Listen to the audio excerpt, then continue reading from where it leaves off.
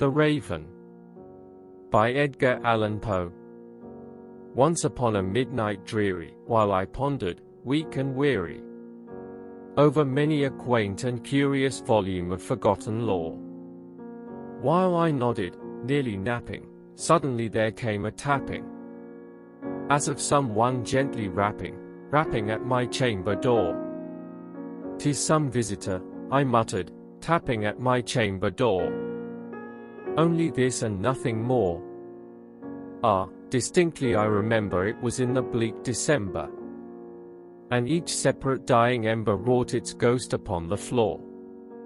Eagerly I wished the morrow, vainly I had sought to borrow from my books surcease of sorrow, sorrow for the lost Lenore, for the rare and radiant maiden whom the angels name Lenore, nameless here forevermore. And the silken, sad, uncertain rustling of each purple curtain thrilled me, filled me with fantastic terrors never felt before. So that now, to still the beating of my heart, I stood repeating, "'Tis some visitor entreating entrance at my chamber door. Some late visitor entreating entrance at my chamber door. This it is and nothing more." Presently my soul grew stronger, hesitating then no longer. "Sir," said I, "or madam, truly your forgiveness I implore. But the fact is I was napping, and so gently you came rapping, and so faintly you came tapping at my chamber door, that I scarce was sure I heard you. Here I opened wide the door. Darkness there and nothing more. Deep into that darkness peering, long I stood there wondering, fearing, doubting, dreaming dreams no mortal ever dared to dream before. But the silence was unbroken, and the stillness gave no token, and the only word there spoken was the whispered word, 'Lenore.' This I whispered, and an echo murmured back the word, 'Lenore.' Merely this and nothing more. Back into the chamber turning, all my soul within me burning. Soon again I heard a tapping somewhat louder than before. 'Surely,' said I, 'surely that is something at my window lattice. Let me see, then, what thereat is, and this mystery explore. Let my heart be still a moment and this mystery explore. 'Tis the wind and nothing more.' Open here I flung the shutter, when, with many a flirt and flutter, in there stepped a stately raven of the saintly days of yore.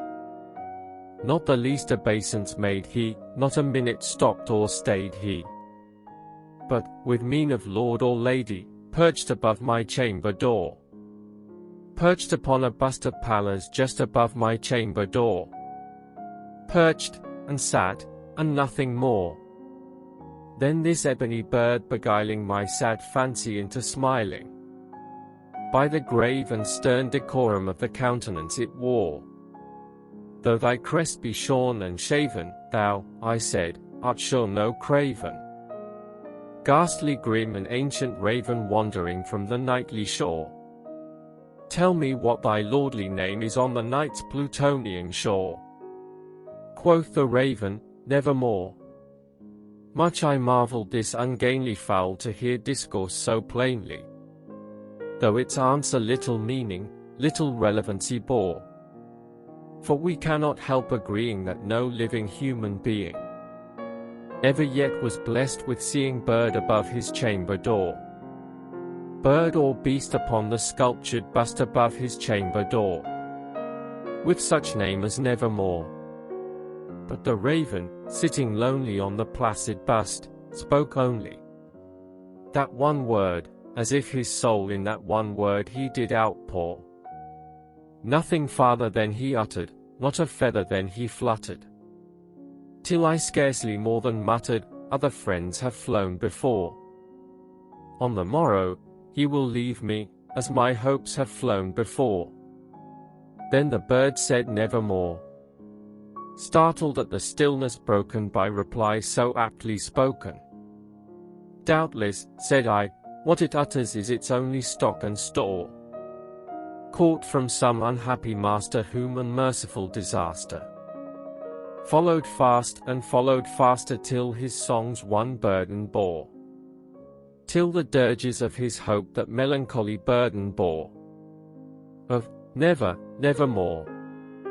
But the raven still beguiling all my fancy into smiling, straight I wheeled a cushioned seat in front of bird, and bust and door. Then, upon the velvet sinking, I betook myself to linking fancy unto fancy, thinking what this ominous bird of yore, what this grim, ungainly, ghastly, gaunt, and ominous bird of yore meant in croaking, nevermore. This I sat engaged in guessing, but no syllable expressing to the fowl whose fiery eyes now burned into my bosom's core. This and more I sat divining, with my head at ease reclining on the cushion's velvet lining that the lamplight gloated o'er, but whose velvet violet lining with the lamplight gloating o'er she shall press, nevermore. Then, methought, the air grew denser, perfumed from an unseen censer, swung by seraphim whose footfalls tinkled on the tufted floor. Wretch, I cried, thy God hath lent thee, by these angels he hath sent thee respite, and nepenthe from thy memories of Lenore. Quaff, oh quaff this kind nepenthe, and forget this lost Lenore. Quoth the raven, nevermore. Prophet, said I, thing of evil. Prophet still, if bird or devil, whether tempter sent, or whether tempest tossed thee here ashore, desolate yet all undaunted, on this desert land enchanted, on this home by horror haunted, tell me truly, I implore, is there balm in Gilead? Tell me, I implore. Quoth the raven, nevermore. Prophet, said I, thing of evil.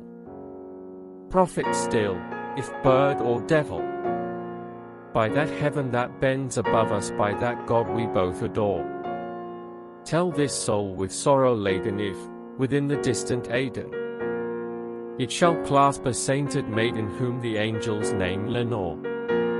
Clasp a rare and radiant maiden whom the angels name Lenore. Quoth the raven, nevermore. Be that word our sign of parting, bird or fiend. I shrieked, starting. Get thee back into the tempest and the night's plutonian shore. Leave no black bloom as a token of that lie thy soul hath spoken. Leave my loneliness unbroken. Quit the bust above my door.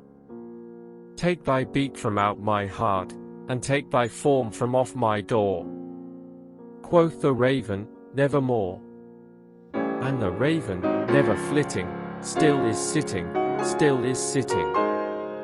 on the pallid bust of Pallas just above my chamber door. And his eyes have all the seeming of a demon's that is dreaming, and the lamplight o'er him streaming throws his shadow on the floor, and my soul from out that shadow that lies floating on the floor shall be lifted, nevermore. Thank you so much for watching.